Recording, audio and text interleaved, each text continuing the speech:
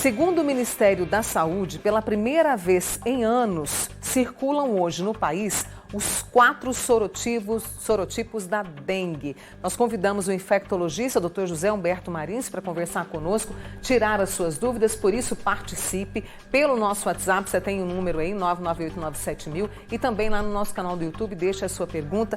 Zé, mais uma vez, muito obrigada, viu, por vir aqui conversar conosco. Eu falei desses 4 sorotipos que estão circulando. O que isso significa? Bom dia, Mônica. Bom dia a todos os telespectadores e ouvintes. Isso significa que a gente está num momento em que há uma proliferação muito expressiva dos vetores, dos mosquitos, e juntamente com a questão deles estarem infectados não só com um tipo, que geralmente predominam nas epidemias, aquele tipo, lembrando que são 4 tipos do vírus da dengue, né? 1, 2, 3 e 4, que são de mais de importância em relação à saúde pública no nosso país, mas que geralmente nas epidemias um predomina sobre o outro. E o que está acontecendo nessa epidemia? Infelizmente já tem a detecção de que todos os 4 estão presentes, mas em proporções diferentes. O tipo 1 é o mais prevalente, seguido do tipo 2, 3 e 4 em proporções bem pequenas. Porém, o que é importante nisso é que se uma pessoa já foi exposta a um tipo de vírus desse e ela tem a chance de ter uma segunda infecção por algum outro tipo, essa segunda infecção dá uma chance maior para essa pessoa, não são todas às vezes, mas dá uma chance maior dela poder ter complicações do quadro da dengue.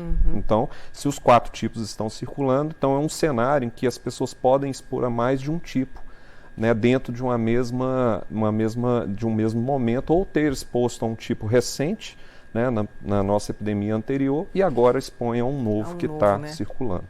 E aí é preciso que a gente esteja atento, né, a várias situações, mas eu queria trazer agora os sintomas. Eles são diferentes, cada tipo traz sintomas diferentes. Esse momento agora, a gente vê alguma coisa que é diferenciado para a dengue, Zé? O Aedes aegypti, lembrando, né, Mônica, que ele pode transmitir 3 vírus, né? O da dengue, que a gente está comentando aqui, o Zika e chikungunya.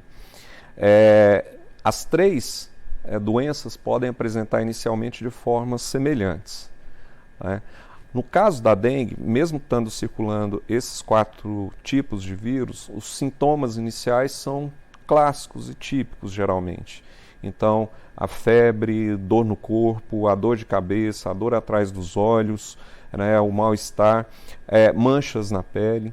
Isso pode fazer parte do quadro inicial de dengue geral. E dos outros tipos de vírus, Zika e chikungunya, inicialmente eles podem aparecer. O que chama mais atenção para a dengue? Geralmente a atenção para a dengue chama atenção para a dengue o fato da dor no corpo ser muito intensa, dor atrás dos olhos e as manchas na pele, né? Zika tem uma chance de ter um quadro clínico que às vezes chama atenção, de acometer os olhos, dar como se fosse uma conjuntivite, e as manchas na pele muito rápida. E chikungunya, quem, né, já ouviu falar ou já teve, são principalmente a dor nas articulações, simulando uma artrite, né, uma inflamação muito grande. Porém, no início, todas as 3, então, ressaltando que a dengue é assim, pode iniciar os sintomas. E que aquela pessoa que começar a ter esses sintomas tem que procurar uma assistência médica o mais rápido possível para ser orientada quanto às medidas de cuidados para que evite que ela possa ter um quadro grave.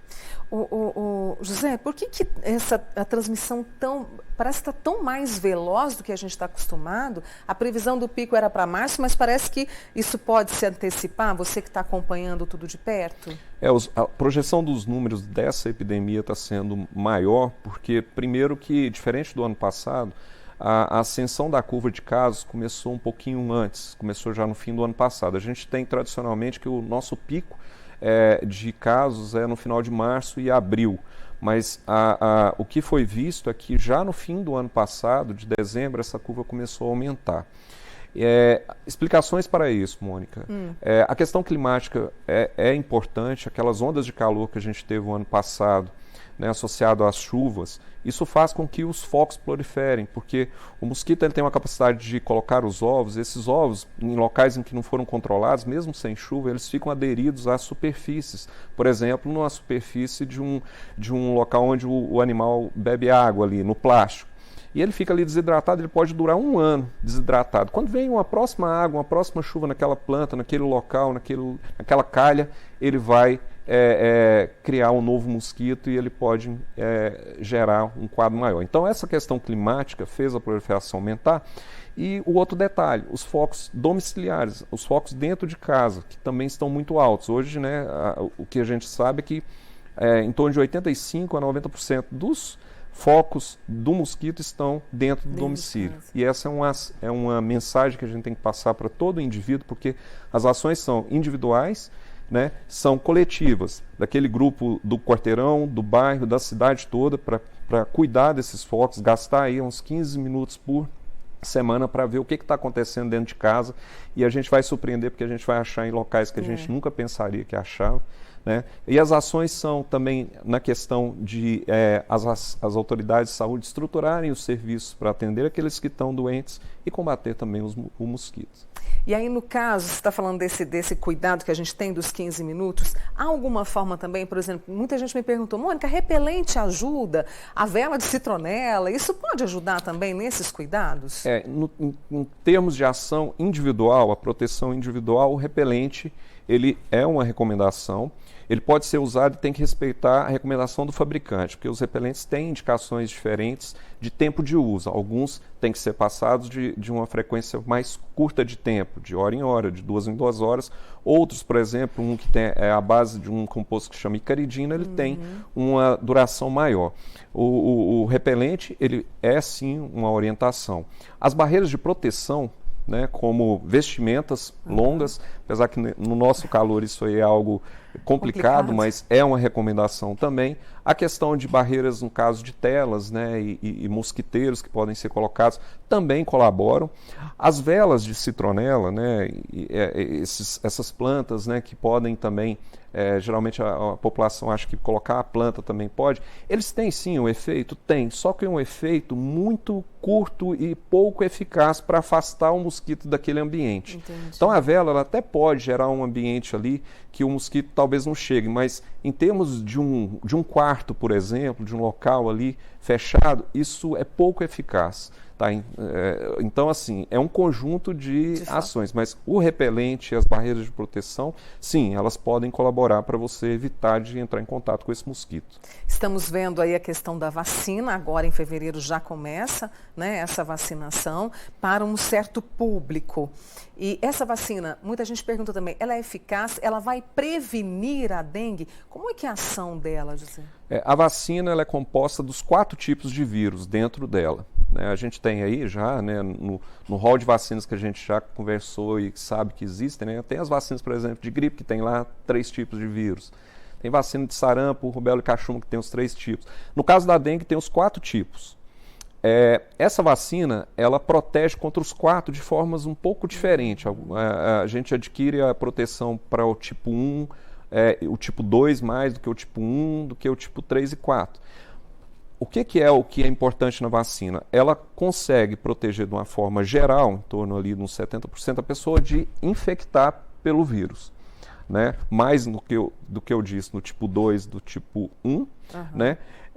Que são até os que estão circulando atualmente mais, ela consegue infectar que a pessoa adoeça. Porém, mesmo que a pessoa adoeça, tenha dengue, a vacina tem o maior benefício, e esse é o que mais impacta, que é evitar da pessoa ficar grave, ficar com complicação.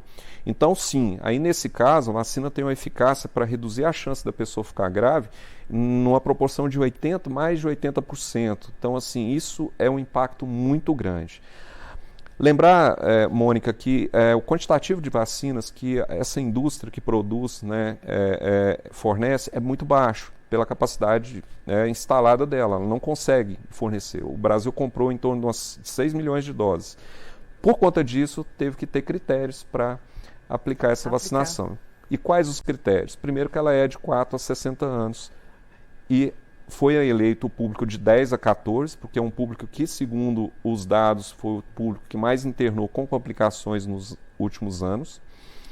Outro critério, como ela protege mais como tipo 2, eles escolheram cidades onde existem mais circulação desse tipo e que tiveram uma incidência de doença proporcionalmente pelas pessoas maior. Então, assim, a quantidade de pessoas doentes pelo número de habitantes foi maior. Uberlândia está tendo uma explosão de casos, todo mundo está vendo, isso é preocupante, mas Uberlândia ainda não encaixou nesses critérios porque não tem ainda a quantidade de vacina para dar para chegar para a gente. Mas vai chegar.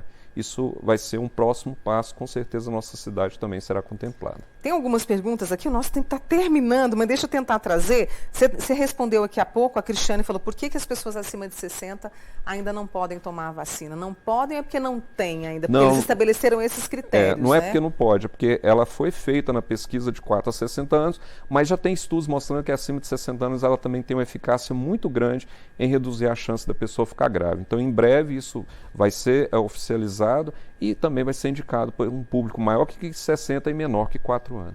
O Leandro pergunta, a questão da imunidade, se eu estou com o meu organismo, estou tranquilo ali, a minha imunidade está bem, eu corro o risco também de ter também? Sim, corre o risco de poder ter a infecção e ela eventualmente complicar, mas lembrando que há grupos de risco, grupos que têm chance maior de complicações. E quais são esses grupos que são mais preocupantes? Crianças, os idosos, gestantes, sempre é um grupo muito... E aquelas pessoas que têm alguma doença, por exemplo, problemas de pulmão, coração, fígado e problemas de defesa baixa, de imunidade baixa. São grupos de risco que podem também ter um risco maior de complicações. Exame, ele é clínico ou existe algum exame de sangue que pode detectar? Como a gente já havia conversado, quem começou a ter qualquer desses sintomas, procure uma assistência médica. Por quê? Porque o diagnóstico ele é basicamente clínico e aí as ações têm que começar no início desse quadro, principalmente a hidratação, que é o principal tratamento nesse caso. O exame para confirmar, ele no SUS, ele vem depois de 7 dias. Então a gente não pode esperar o exame para começar a ter um tratamento ali para evitar complicações. E o tratamento básico hoje é hidratar muito bem e ter a noção dos sinais de alarme para complicações, principalmente dor na barriga muito forte, vômitos muito intensos, sangramentos, e questões de pressão baixa, de desmaios, tonturas, que aí sim são sinais de complicação. Esse é o José Humberto Marins, infectologista, com a gente aqui no Manhã Total, trazendo informação de qualidade e informação de verdade para você que está nos acompanhando e reforçando esta atitude individual, né, Zé? Sim. A gente precisa, começou a semana, vai lá, dá uma olhada no quintal, conversa com o seu vizinho. Hoje, infelizmente, a gente quase não tem tempo de conversar com as pessoas, mas vai lá, conversa, mostra essa entrevista que a gente teve aqui com o José Humberto, está lá disponível no nosso canal do YouTube, porque a gente só está em fevereiro.